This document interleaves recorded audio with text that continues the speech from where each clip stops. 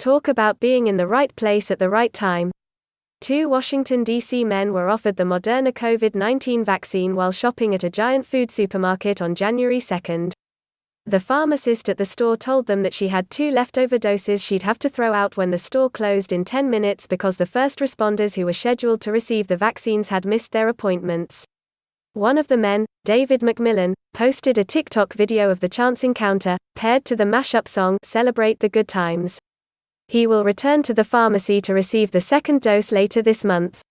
The situation McMillan found himself in is rare. He's a 22-year-old law student and would not have been eligible to receive the vaccine until the final phase of the city's rollout. But it raises the ethical question of whether someone should get the vaccine early if the opportunity presents itself.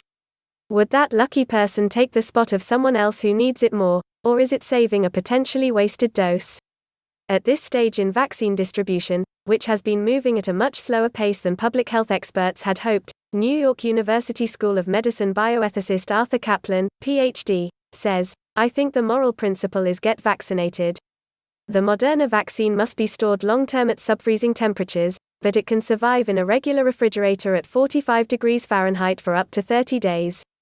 Once it reaches room temperature, like during distribution, it must be used within 12 hours or it'll expire.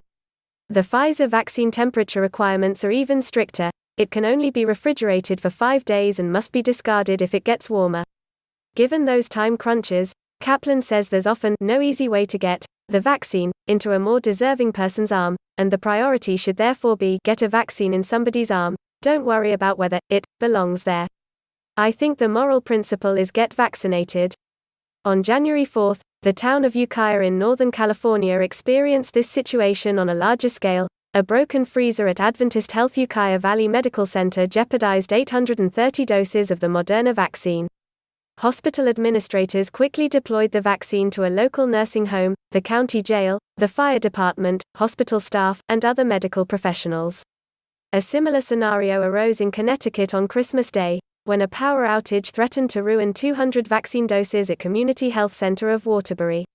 Health center staff worked quickly to salvage the doses, vaccinating not only staff members but also their families. When the choice is between the vaccine ending up in a person's arm or in the trash, the decision seems obvious. But what about unused doses that are safely stored in hospital freezers? Most of the country is still in Phase 1A of the vaccine rollout, prioritizing patient-facing healthcare workers and residents of long-term care facilities.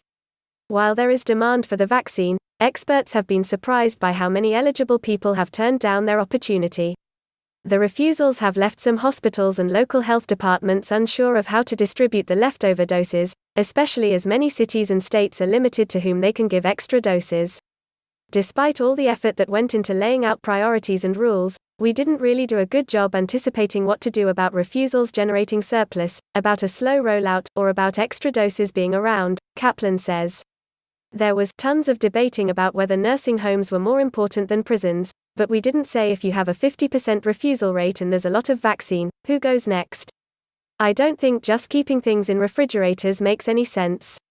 Getting more people vaccinated in settings like healthcare helps, as long as you're not jumping ahead of the people who are willing to take it, who are really in need. In New York, for example, there are reports of hundreds of thousands of doses sitting in freezers because of stringent rules that prevent doctors from giving the vaccine to people outside of the current phase, including their patients.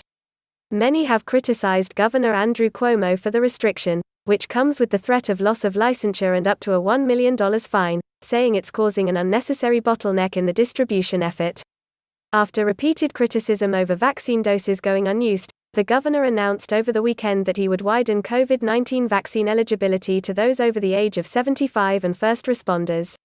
I don't think just keeping things in refrigerators makes any sense, Kaplan says.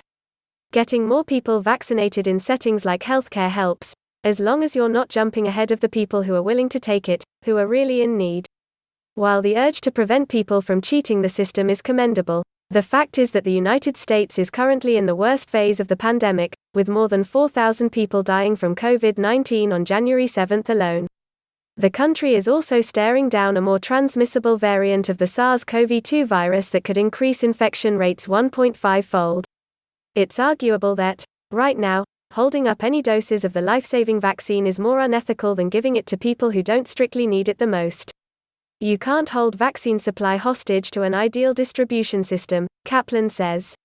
You don't want the perfect to be the enemy of the good.